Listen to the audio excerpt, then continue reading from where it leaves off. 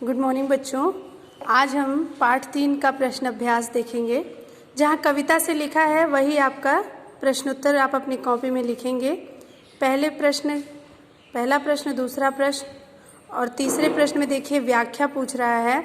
आशय का अर्थ होता है व्याख्या, कि इन लाइनों का क्या आशय है, क्या व्याख्या है, क्या कवयित्री कहना चाह रही हैं। तो इसलिए मैंने व्याख्या आपको पहले ही भेज दिया है। आप उस व्याख्या को पढ़ के समझ के देख लेंगे कि इन 2 लाइनों का क्या व्याख्या होगा। तो ये 2 लाइन लिखेंगे, फिर उसके बाद नीचे व्याख्या या आशय हेडिंग देके उसका पूरा विस्तृत वर्णन करेंगे।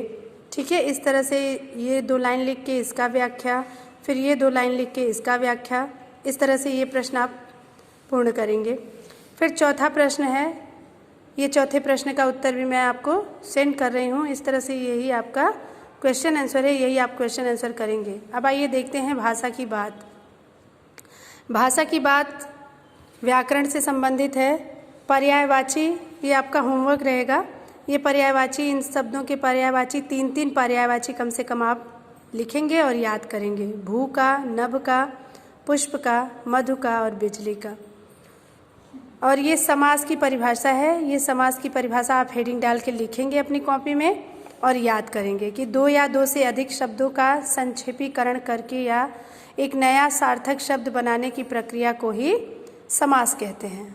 ठीक, ये देखिए समस्त पदों का विग्रह। जैसे ये देखिए कुरुक्षेत्र का क्या हो गया, कौरवों का क्षेत्र कुरुक्षेत्र।